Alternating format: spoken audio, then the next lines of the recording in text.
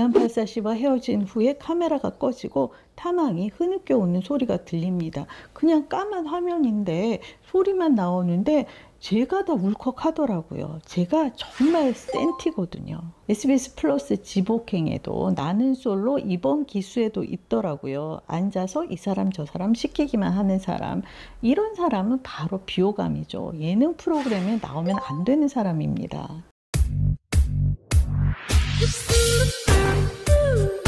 선생님, 어제 뭐 보셨어요? 요즘 TV 뭐 볼 거 있나요? 이런 질문을 받으면 딱히 자신 있게 추천할 프로그램이 그다지 많지 않습니다. 그런데 그런 가운데 홀로 빛나는 인물, 저장하고 싶은 장면들이 있더라고요. 그래서 오늘은 짤방 감성으로 추천을 해보려고 합니다. 그리고 그와 반대로 차라리 나오지 않았으면 좋았을 얼굴들도 있어요. 어떤 출연은 득보다는 실이 크더라고요. 흉을 보자는 게 아니에요. 우리 모두에게 반면교사가 필요해서예요. 첫 번째 추천은 MBC 태어난 김에 세계 일주 시즌4의 기안84 씨. 제가 지난번에 인재 발굴 면에서 신동엽 씨가 대체 불가라고 말씀을 드렸는데요. 태세계를 보고 있으면 기안84 씨만이 가능한 게 있습니다. 제가 위생관념이 부족한 부분에 대해서는 늘 질색을 하지만 이건 인정을 하지 않을 수가 없어요. 어떤 예능인을 데려와도 기안84 씨처럼 하지는 못할걸요. 특히 현지인과의 소통 부분. 우리는 흔히 뭘 보고 뭘 먹으려고 여행을 가는데 기안84 씨는 달라요. 기안84 씨에게 여행의 본질은 사람과의 만남이며 그 속에서 얻는 진심 어린 교감이 가장 값진 경험이라고 여기는 것으로 보입니다. 현지인들의 그 정체불명의 음식을 아무렇지 않게 같이 먹고 그들이 덮는 이불을 주저없이 덮고 함께 잠을 자잖아요. 진정성 있는 출연자와 그 진정성의 가치를 알아주는 제작진이 만나면 어떤 결과가 나오는지 태세계가 제대로 보여주는데요. 이번 태세계 시즌4 1, 2화는 정말 볼만했습니다. 늘 그렇듯이 기안84 씨가 먼저 도착해서 혼자 여기저기 돌아다니는데요. 에베레스트 트레킹 시작점에서 밥을 먹다가 우연인지 세팅인지는 모르겠는데 MZ 청년 라이, 탐항 두 사람과 이야기를 주고받습니다. 그들이 셀파이를 한다니까 동행을 제안해요. 30kg 무게의 짐을 지고 산에 오르는 것이 어디 쉽겠어요? 그래서 잠깐 하다 말겠거니 했는데 무려 8시간 넘게 걸리는 아주 기나긴 여정이더라고요. 탐항의 짐을 번갈아 지고 걸었는데 나중에 마라톤 완주와 세르파이 중에 뭐가 더 힘드냐 이런 질문을 받고는 마라톤 쪽이 그나마 덜 힘들다고 답을 하더라고요. 이틀에 걸친 일정이고 밥도 3끼 이상 먹어야 하잖아요. 또 잠도 자야 하고. 그런데 8만 원을 받더라고요. 비용을 제외하고 나면 일당이 3만 원 남짓이겠죠. 탐항은 아버지가 편찮으셔서 12살 때부터 학교를 그만두고 세르파이를 해왔다고 합니다. 기안84 씨가 슬리퍼를 신은 채 산에 오르는 탐항에게 신발과 옷을 사주고 또 라이를 위한 선물도 챙겨줘요.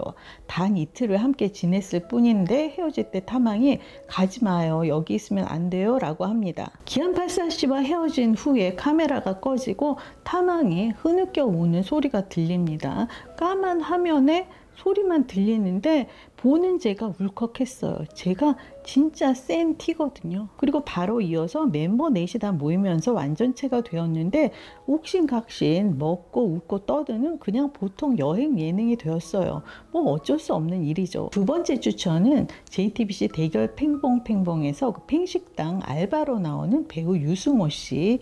이 프로그램이 TVN 윤식당의 아류라는 건 알겠는데 도대체 뭐 하자는 건지 모르겠더라고요. 특히 팽현숙 씨네 가게 보다가 아주 속이 터집니다. 애초에 준비해간 메뉴가 곰탕과 수육이었어요. 그런데 장사를 이틀 동안 해보더니 승산이 없다면서 주 메뉴를 갑자기 라면으로 바꿉니다. 그렇다면 메뉴 선정 자체가 애초에 잘못된 거잖아요. 사전 조사 때 뭘 한 겁니까? 라면이 주 메뉴라니까 요리라고 할 것도 없어요. 이봉원 씨네 그 뽕식당은 짬뽕과 탕수육, 짜장면을 팔아요. 한국식, 중식을 강조하지만 이쪽 메뉴도 사실 좀 그렇죠. 그러나 이봉원 씨는 어쨌든 계속 뭔가 요리를 하고 있습니다. 그에 비해서 라면을 팔게 된 팽식당은 팽현숙 씨가 라면 물이 왜 이렇게 안 끓나 조바심을 내는 장면이 있었는데, 라면을 팔려면 한쪽에서 들통에다가 미리 물을 끓이고 있어야 되는 거 아닌가요? 그리고 김치전을 작게 부쳐도 되고, 또 미나리전 같은 채소전을 부쳐도 되고요. 전을 찢고 있으면 고소한 냄새가 사방으로 퍼지잖아요. 가게 앞에서 시식을 해도 될 일이죠. 그리고 참기름을 발라서 구운 김을 가게 앞에서 손님들에게 권해도 되고요. 여러분이라면 그 곰탕을 국밥을 대체할 어떤 요리를 선보이시겠어요? 거기에 최양락 씨가 그다지 일머리가 있는 분이 아니니까 그야말로 유승호 씨가 고군분투 알바 혼자 애를 써요. 장소가 태국입니다. 찌는 듯 무더운 날씨에 익숙하지 않은 그 하얀 국물에 하얀 수육, 아무래도 끌리지 않죠. 유승호 씨가 주변 상권을 살피고 오더니 오징어 볶음을 팔면 어떻겠느냐 제안을 해서 오징어 덮밥을 추가했고요. 국에 다진 양념을 넣으면 좀 나아 보이겠다고 해서 샘플용 국에 고춧가루를 풀기도 하는데요. 팬트리에 커피 머신이 등장한 걸 발견하고는 커피 머신을 선점해서 아이스 커피를 팔아야 되겠다 아이디어를 낸 것도 유승호 씨예요. 전단지도 붙이고 새로운 알바 아이들의 미연씨 교육도 하고 할 일이 너무나 많습니다. 예능 고정 출연이 이번이 처음이지 싶은데 예능을 제대로 가르쳐 줄 사람이 이곳에 없으니 이를 어째요. 유승호 씨만 이렇게 딱 떼내서 다른 곳으로 보내주고 싶습니다. 아참, 그 팬트리가 공개되었을 때 마켓 사장이라면서 등장한 사람이 JTBC 연애남매 출연자더라고요. 그런데 5화까지 진행된 현재 두 번 다시 모습을 보이지 않았어요. 그렇다면 그분은 거기 왜 온 거죠? 웃음 포인트가 좀처럼 없는데 유일하게 웃을 일이 있었어요. 손님이 유승호 씨를 부르더니 사진을 찍어달라고 합니다. 유승호 씨가 난색을 표하며 죄송하지만 촬영 중이어서 어렵다고 양해를 구해요. 그랬더니 손님이 우리 셋이 찍는 것도 안 되느냐고. 그러니까 사진을 찍어달라는 요청이었어요. 유승호 씨가 민망해서 어쩔 줄을 몰라요. 내가 왜 그랬을까? 계속 헛웃음을 웃더라고요. 예능 출연이 둘도 없는 기회이지 싶지만 결코 그렇기만 한 건 아니에요. 예능 출연을 하면 안 되는 사람이 있어요. 가만히만 있으면 그 본전이라도 건질 텐데 입만 열면 뭔가를 하면 비호감이 되고 마는 사람들. 그런데 본인은 왜 비호감인 줄을 모릅니다. 대중이 지적을 하면 시샘을 하는 거라고, 부러워서 그러는 거라고 오히려 반박을 하죠. 그 좋은 예가 추신수 선수의 아내 하원미 씨예요. 지난 3월 MBC 라디오스타에서 미국에 5,500평짜리 집을 공개했어요. 이분 뭐 어디 나오든 집 자랑을 빼놓지 않습니다. 그러면서 한국에서는 어디에서 사느냐 이런 질문을 받자 50평대에 산다. 그것도 간이로 살고 있다고 답을 합니다. 미국에서 오래 살다 보니 50평 아파트에 간이라는 표현이 얼토당토 않다는 걸 모르나 봐요.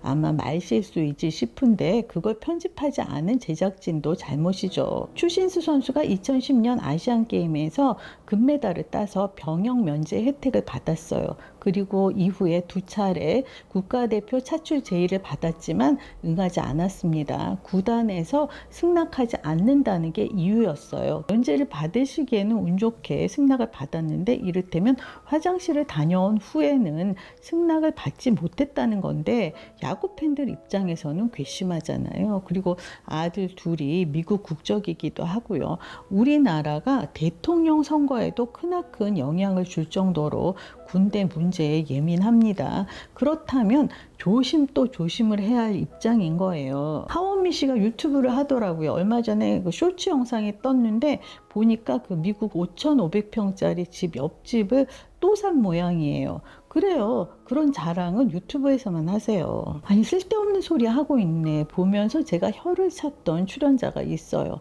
또 라디오스타입니다. 지난해 5월에 출연한 신슬기 씨, 첫 마디가 김국진 씨에게 저희 아빠와 아는 사이시래요. 아빠가 성형외과 의사인데 골프 같이 치셨다고. 나중에는 제가 다이아 수저래요 하면서 해맑게 웃기까지 했어요.